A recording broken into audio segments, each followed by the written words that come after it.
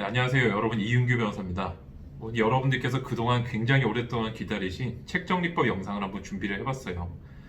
제가 구조화 독서법이라고 해서 어떤 책 정리라든지 그 다음에 어떤 복습하고 머릿속에 집어넣는 제 공부의 전반적인 것들 중에 가장 중요하다고 생각되는 부분을 이 영상으로 따로 만들어서 올린 적이 있는데, 오늘은 그 구조화 독서법을 조금 더 풀어보고 그 다음에 어떤 강의를 여러분들이 꼭 들으시잖아요, 그죠? 학교 강의든 아니면 뭐 인터넷 강의든 아니 학원 강의든 그 강의 전후로 맞춰서 이제 예습 단계에서 어떤 식으로 정리를 하고 그다음 복습 단계에서 또 어떤 식으로 해야만 내가 지식을 효율적으로 머리에 남길 수 있는지 그렇게 영상을 한번 구성을 해봤습니다.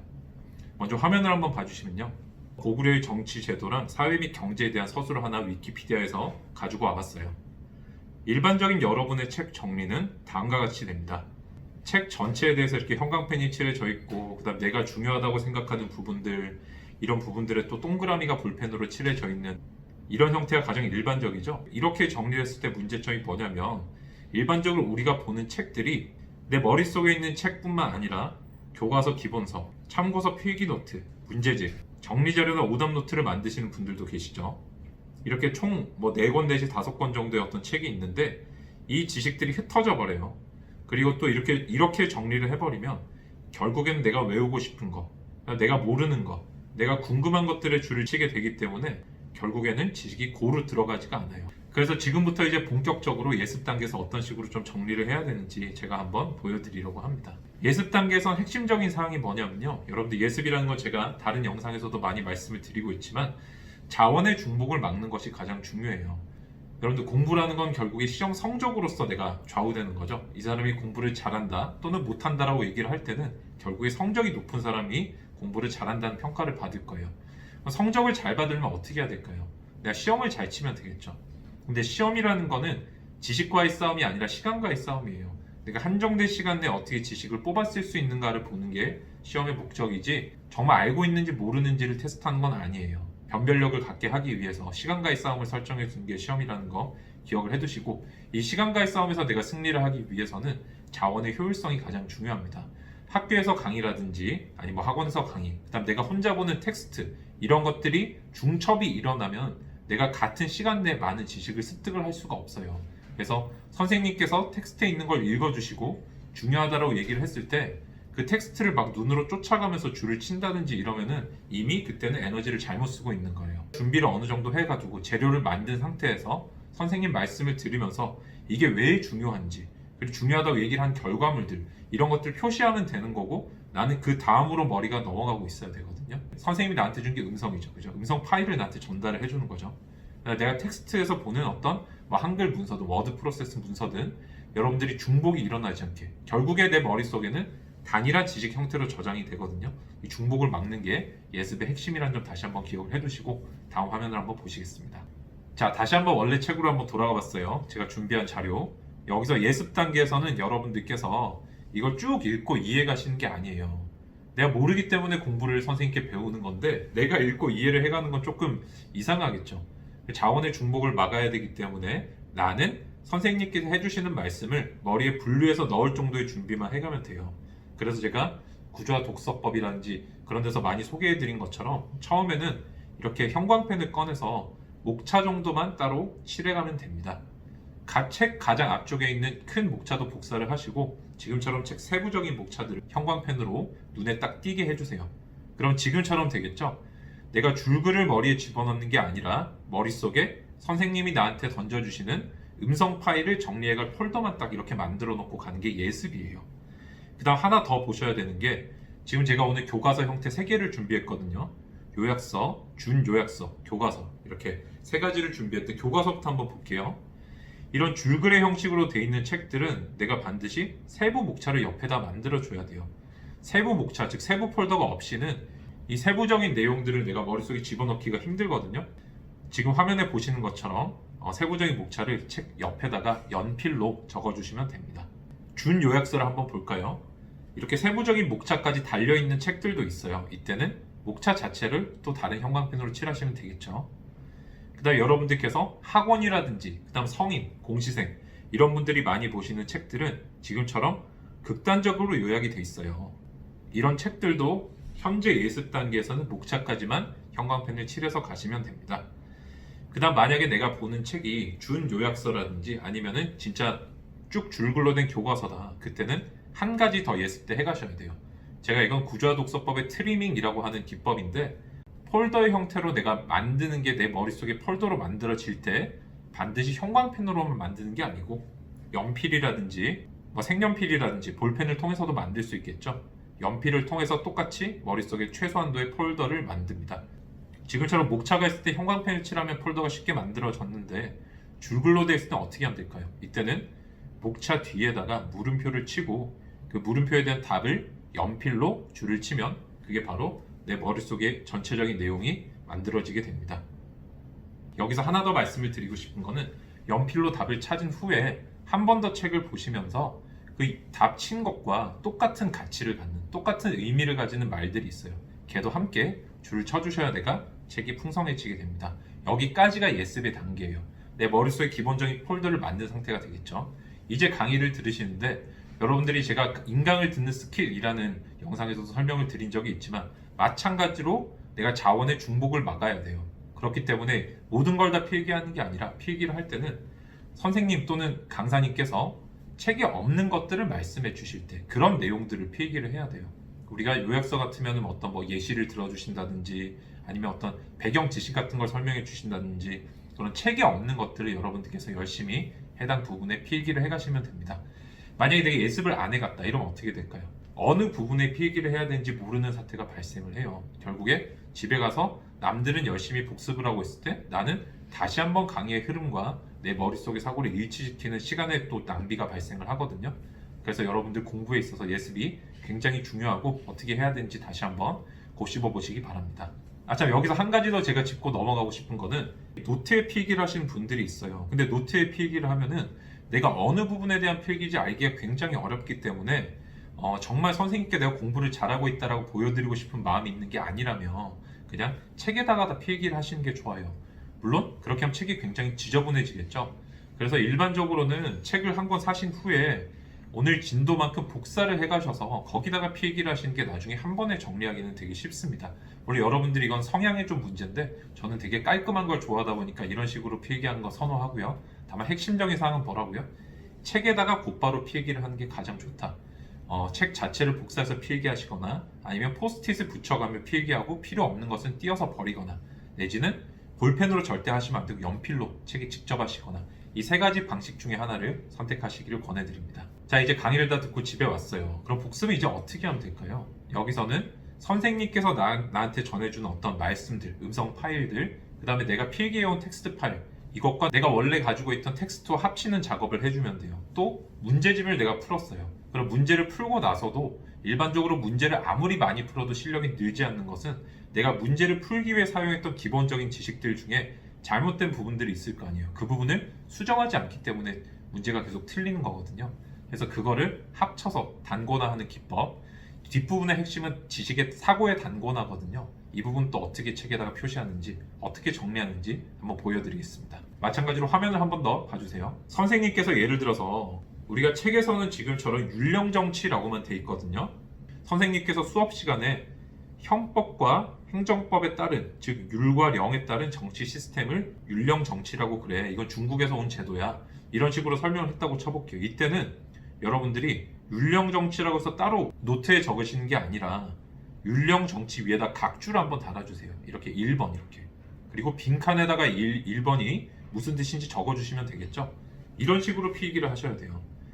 두 번째, 정치제도를 정비한 것은 고구려가 수도를 평양으로 옮긴 이후의 일이다.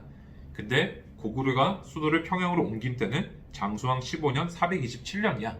선생님 이렇게 설명해 주시면 이 부분에 또 각주를 달아서 밑에 써주면 되겠죠. 별로 어렵지 않죠. 그러니까 여러분 여기서 핵심적인 사항은 뭐냐면 내가 지금 현 시간에 배우는 지식과 이 지식과 관련 있는 지식을 나누는 게 되게 중요해요. 근데 여러분들께서 그냥 공책에다가 다 필기를 받아 적으시거나 선생님 하시는 말씀을 처음부터 끝까지 토시 하나 안 틀리고 다 똑같이 받아 적으시면은 내가 현재 공부해야 될 것과 그 다음에 이 지식과 관련 있는 지식을 나눠서 공부를 못하게 돼요. 뭐가 더 중요한 건지 분간을 못하게 되는 거죠. 어떤 사람은 선생님께서 고구려의 정치 시스템을 가르쳐 주셨는데 소수리망의 제위 기간만 기억하고 있는 경우도 있어요. 이건 내가 공부를 잘못한 거겠죠. 이런 식으로 여러분들께서 현재 공부하는 게 뭐고 그 공부에다 살을 붙여나가는 지식들이 뭔지를 명확하게 구별해서 지금처럼 각주를 활용해서 정리를 하시라는 말씀을 드리고 싶어요. 그 다음에 쭉 복습을 하면서 이제 보니까 제가 중간에 정비 형태에 보면은 이렇게 빗금이 하나 있죠. 괄호도 있고. 이런 거 왜 하는 걸까요? 사실 지금 정비 형태를 보니까 초기랑 평양 천도 이후의 재정비는 서로 다른 단락에 써야 되는 말인데 한 단락으로 합쳐서 쓴 거라는 걸 알 수가 있어요. 그죠? 그래서 이거는 한 단락 안에, 즉 목차 없이 있지만 반드시 나눠줘야만 내 머릿속에 사고가 명확해져요. 질서가 정리가 된다는 거예요. 그래서 이렇게 빗금을 꼭 그어주시고 그 다음에 뒤에 보니까 소형, 제형, 선인, 조이두 대형 뭐 이런 것들이 관직 이름이 나오는데 여기서 형이라는 거는 연장자로서 가부장적 족장의 뜻을 나타낸다 이런 것들이 있는데 이거는 여기서 약간 곁다리 지식 같은 거죠. 그래서 형이라는 것에 대해서는 전체적으로 괄호를 딱 쳐주시면 돼요. 형이라는 걸 알기 전에 뭘 알아야 돼요? 고구려에선 정치 체계를 정비한 이후에는 12등급의 관직 시스템이 있었고 그 중에 무슨 형 이렇게 붙는 애들은 이게 무슨 뜻이야 이렇게 부가 설명을 해주는 거잖아요. 그죠? 이렇게 내가 지식의 경중을 좀 나누실 수 있어야 돼요. 자, 이제 여러분들께서 많이 보시는 요약서를 가지고 정리를 한번 해볼게요. 화면 한번 또 봐주세요. 자, 요약서로 정리를 하면 이렇게 되죠. 똑같이 각주를 달아서 정리하는 건 마찬가지인데 제가 뭐 밑줄 치고 이런 거는 좀 생략을 했어요. 근데 선생님께서 또는 강사님께서 말씀을 안 해주신 게 예를 들어서 세제 부분에 고구려 시절에는 세제로 시스템이 세와 조가 있었는데 세는 포목 5필에 곡식 5섬이었어. 근데 이거를 사람마다 이거를 매긴다 그래서 인두세라 그래 라고 했는데 교과서에 안 나오는 말이죠. 여기선 그래서 인두세 이렇게 적어주는 거예요. 그 다음에 조는 상호가 1섬, 중호가 7말, 하호가 5말인데 고구려 시대 때는 민호를 백성을 3등급으로 나눴어. 상호, 중호, 하호야. 이렇게 했을 때 민호는 3등급이구나 이렇게 또 적어주면 되겠죠. 그래서 잘 보시면은 우리가 이런 요약서 같은 것들은 책에 없는 것들을 내가 살을 채워서 스토리라든지 아니면 예시라든지 관련 지식들 이런 걸 풍부하게 설명해 주시는 분이 내 이해를 돕는 좋은 선생님이라는 것도 알 수가 있죠. 그런 것들을 많이 적으시는 게 중요하다. 그래서 두꺼운 책들은 점점 정리를 하면 줄어들고 얇은 책들은 점점 정리를 하면 늘어나요. 그래서 결국에 시험에 필요한 어떤 최소 한도의 지식으로 수렴하게 된다. 이거를 기억을 해두시기 바래요. 그 다음에 여러분 제가 문제집을 풀었을 때 이제 어떻게 책을 정리하는지 한번 보여드리도록 하겠습니다. 여러분들께서 일반적으로 교과서 또는 어떤 요약서랑 문제집을 나눠서 보시잖아요. 근데 내가 이렇게 물어보시는 분들이 있어요. 변호사님, 저는 마지막에 기본서를 봐야 될지 아니면 문제집을 봐야 될지 모르겠습니다. 둘 중에 하나만 봐도 될까요? 정답은 하나만 봐도 되지만 그 전에 사고의 단권화가 돼 있어야 된다는 거예요. 단권화의 개념을 잘 모르시는 분들이 이제 단권화를 하면 안 된다든지 할 필요가 없다라고 하시는데 초중고등학교 때 단권화를 다 하고 있어요. 그 방식이라든지 도구만 다를 뿐이지 다만 여러분들께서 어떤 고시생들이 하는 형광펜이라든지 연필이라든지 가위나 풀 이런 걸 쓰는 단권화가 아니라 사고를 단권화한다, 동기화한다는 느낌을 꼭 가져주셔야 돼요. 결국에 문제라는 건 핵심이 뭐죠? 내가 어떤 단어에 대한 답을 떠올리는 게 문제에 대한 답을 하는 어떤 핵심이거든요. 근데 이런 문제라는 거는 기본적인 텍스트를 갖고 만드는 거예요. 시험 범위가 있고 그 중에 문제를 출제하는 거잖아요. 그죠? 그렇기 때문에 내가 시험 범위가 되는 부분을 공부를 했을 때는 문제집을 풀고 그 다음에 이 해당 부분에서 문제가 되는 부분만 따로 표시를 해두면 자연스럽게 내가 책의 그 부분을 읽으면서 머릿속으로 아웃풋이 되겠죠. 즉 문제 푸는 훈련이 되겠죠. 그래서 되게 쉽습니다. 어떻게 하냐면요. 다음 화면을 한번 봐주세요. 저는 문제에 해당하는 건 검정색으로 줄을 치고 거기에 대한 답을 빨간색으로 칩니다. 물론 여기서 이제 조금 응용을 하면은 어떤 내가 나만의 어떤 약속을 정해서 생각이 갈라지는 부분은 파란색, 그 다음에 조금 더 내 생각에 가까운 거 보라색, 그 다음에 진짜 내 생각을 적을 때 주황색 이런 식으로 여러 개의 약속을 정할 수가 있는데 어쨌든 가장 중심적인 약속 원칙은 뭐가 돼야 되냐면 문제는 검정색, 그에 대한 답은 빨간색으로 표시한다. 이게 두 번째 단계에선 가장 중요한 거예요. 지금도 화면의 예시를 보시면 우리가 예를 들어서 고구려의 정치 제도에 대해서 옳지 않은 것은 뭐 이런 게 나왔다고 칠게요. 그래서 고구려는 소노, 절로, 술로, 관노의 네 부족으로 형성되었다고 한다. 지문 1번. 이번에 보니까 부족은 그 중에 세습을 통해서 왕을 선출을 했다. 그 다음에 3번에 보니까 세습제에서 선출제로 바뀌었다. 이런 식으로 나왔다고 해볼게요. 여기서 결국에 묻고 싶은 질문은 뭐냐면 5부족의 이름이 뭐야? 또는 부족이 몇 개였어?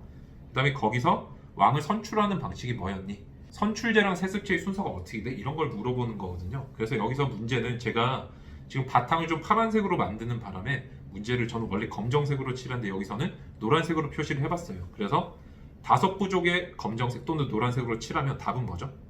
소노, 절노, 순노, 관노, 계루죠. 여기다가 이제 빨간색을 치면 되겠죠. 그 다음에 왕은 여기다가 또 노란색으로 치면 답은 부족 연맹장이 되었다. 그 다음에 제도의 방식은 변경 방식은 왕은 선출에서 세습제로 바뀌었다. 답이 2개가 되는 거죠, 이렇게. 그래서 여러분들께서 다음에 책을 읽으실 때는 5부족, 검정 글씨로 눈이 먼저 가는 연습을 해주시면 돼요. 그럼 5부족 보니까 소노절로 술로 관노 계로, 만약에 안 떠오르면 얘만 외워주면 되는 거죠, 그죠? 그 다음에 부족 국가 시대의 왕은 누구지? 부족 연맹장이었어. 근데 점점 세습제로 바뀌었어. 이렇게 머릿속으로 아웃풋을 테스트를 하면서 읽는 방식이고, 이건 제가 쟁점노트 복습법이라고 해서 영상 올려뒀는데 그걸 참고하시면 똑같은 원리로 한다는 거 아실 수가 있어요. 그런 식으로 여러분들께서 정리를 해주시면 되겠습니다. 근데 이제 책 정리가 하나 더 있어요. 뭐냐면은 여러분들께서 쭉 진도를 나가다 보면은 내가 오늘은 정치랑 경제, 사회 이런 걸 배웠는데 다음에 보니까 국가의 왕이 수도를 어떻게 옮겼다든지 수도의 위치라든지 어떤 왕의 변화, 왕의 이름 이런 걸 공부했다고 해볼게요. 그런데 그래서 내가 오늘 배웠을 때 평양으로 천도했을 때 이후로 어떤 정치 시스템이 정비가 됐다 이렇게 됐는데 나중에 내가 장수왕을 공부하다 보니까 광개토대왕 다음에 장수왕을 공부하다 보니까 장수왕 시절에 평양으로 천도했으면 이렇게 나온단 말이에요. 이때는 여러분들이 지식을 앞뒤를 연결을 시켜주셔야 돼요. 이 링크를 해줘야만 내가 한 권의 책을 읽더라도 지식이 흩어지질 않아요. 어떻게 하면 될까요? 링크라는 방식은 바로 페이지를 표시해 주시면 됩니다. 화면을 한번 볼게요. 여기서도 그래서 개요 부분의 3번째 줄 보니까 고구려가 수도를 평양으로 옮긴 이후의 일이다 이렇게 돼 있는데 보니까 이 책의 388페이지 보니까 장수왕이 15년 때 수도를 평양으로 옮겼어 이렇게 돼 있으니까 여기는 388 이렇게 적어주면 되고 388페이지에는 이 책의 페이지 예를 들어서 150페이지라고 해볼게요. 150 이렇게 적어주면 되겠죠. 여러분께서 색깔이 전혀 다른 직육면체를 보더라도 어느 면을 봐도 똑같은 걸로 인식할 수 있으려면은 그 전체 상을 한번 봐주셔야 돼요. 이걸 쉽게 하는 방법은 방금처럼 링크를 남겨두면 된다. 이거를 꼭 기억을 해두시기 바랍니다. 그리고 여러분들께서 또 하나 해주셔야 되는 게 내가 이런 식으로 해서 공부가 좀 많이 됐어요. 어떤 복습도 좀 많이 하셨고 그 다음에 책을 2-3번 정도 봤다. 근데 내가 결국에 전체를 조금 떠올릴 수 있는 키워드들이 머릿속에 떠오를 때가 있어요. 고구려면은 특히 정치 시스템 뭐였어? 이런 것들. 그 키워드를 꼭 흔적을 남겨두셔야 돼요. 책 정리를 하는 가장 큰 이유는 뭐냐면요. 우리가 시간을 줄이기 위해서 하는 거예요. 다시 책을 봤을 때 내가 똑같은 사고 과정을 다시 할 필요가 없게끔 그리고 똑같은 부분을 계속 봄으로써 사고가 단순화되고 내가 결국 아는 것과 모르는 것 쉽게 구별해내기 위해서거든요. 그래서 이렇게 내가 딱 건드리면 사고가 튀어나오는 것을 뭐 키워드라고 부르기도 하지만 트리거라고 그래요. 트리거. 그래서 이런 트리거를 꼭 표시를 해두셔야 돼요. 저는 이 트리거를 보통은 주황색으로 표시를 하거든요. 화면을 한번 봐주세요. 이건 임의로 표시를 한 거예요. 그래서 뭐 다 5부족, 선출해서 세습, 12등급, 농업, 세화족, 왕실 직속령, 사전 시급, 장원 이런 식으로 이제 적어뒀는데 저는 이런 단어를 보면은 나머지 것들이 떠오른다는 거예요. 이건 사람마다 다르겠죠, 그죠? 공부 수준과 공부 상황에 따라 다르니까 이건 여러분들께서 적절한 키워드를 한번 선정을 해보시는데 다만 가장 중요한 사항은 뭐냐면 처음부터 공부할 때 바로 하시면 안 된다는 거예요. 충분히 시간이 많이 지났을 때만 키워드를 선정할 수 있다는 거 기억을 해두시기 바랍니다. 마지막 책 정리 단계가 남았어요. 제가 책 정리 단계를 하나하나 설명을 하다 보니까 굉장히 좀 많고 길게 느껴지시겠지만 결국엔 내가 머릿속에 단순화시키는 거죠. 지식을 이렇게 작게 어떤 이미지를 딱 만드는 건데 여러분들이 만든 이미지를 그때 어렵게 시간을 쏟아서 만든 이미지를 낭비하지 마시고 꼭 책에다 남겨놓으세요. 이미지가 아니어도 좋아요. 그게 뭐 묵차 형태로 남아도 좋고 어쨌든 내가 머릿속에 남아있는 생각을 책에다가 꼭 남겨줘야만 책과 내 머리가 동기화가 돼요. 저는 그래서 포스트잇을 보통 많이 활용을 합니다. 고구려의 시스템은 결국에 동그라미 5개가 부족이겠죠. 뭐 절, 순, 관, 소 뒤에다 노자 붙이면 되고 계루, 부 얘만 부인데 어쨌든 요 5개 중에 선출하는 형태였는데 색깔펜을 다르게 써서 처음에 소노에서 세습을 하다가 계루부에서 나중에 세습을 하는 걸로 바뀌었다. 얘들 중에서만 나왔다는 거죠. 이게 왕권의 시스템이고 그냥 조직은 왕 밑에는 처음에는 상가대로 쭉쭉 해서 9개가 있었는데 세습제로 바뀌어서 소수리망 때 율령을 반포하면서 이제 정치 시스템을 정비하기 시작했는데 이후에 평양으로 넘어가면서 완전히 정비가 돼서 12등급이 됐다. 이렇게 이제 한 번에 정리를 할 수가 있겠죠. 정시 시스템을. 이렇게 제가 예시를 들어서 포스트잇을 붙여놨는데 여러분들께서 점점 공부를 많이 하시다 보면은 띄어낼 수가 있어요. 아, 이거 내가 굳이 아는 거니까 책을 더럽힐 필요가 없겠다. 그래서 책은 점점 두꺼운 책은 줄어들게 되고 얇은 책은 점점 늘어나게 될 거예요. 이런 식의 여러분이 적정선을 찾으셔야지. 아까 처음에 보셨던 사진 있죠? 다시 한번 볼까요?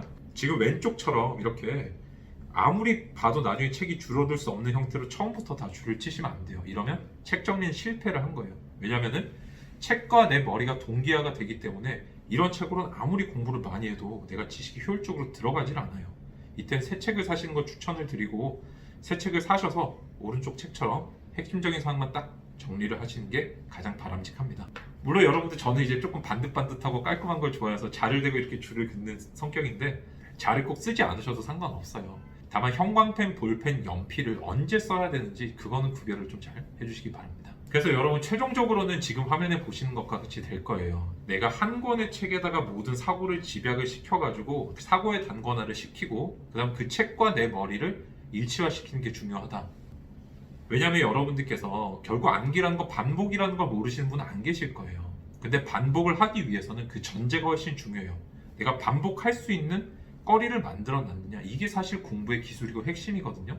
많이 보면 잘 외워지겠죠. 이걸 모르는 분은 없지만 과연 많이 볼 수 있는 상황이 있냐가 더 궁극적인 질문입니다. 내가 책이 5권인 사람과 한 권인 사람, 한 권 중에서도 줄이 쳐져 있는 사람, 정리가 돼 있는 사람은 반복해서 보는 속도에서 차이가 너무 많이 나요. 이런 조그만 차이가 공부에 있어서 결과를 다르게 만들고 여러분들의 성적과 어떤 인생을 좌우하게 된다. 이런 점들. 그래서 되게 어떻게 보면은 별거 아닌 스킬들인 것 같지만 여러분들께서 적재적소에 꼭 활용해서 꼭 꿈을 이루는데 도움이 됐으면 좋겠습니다. 감사합니다. 여러분, 이상 이윤규 변호사였습니다.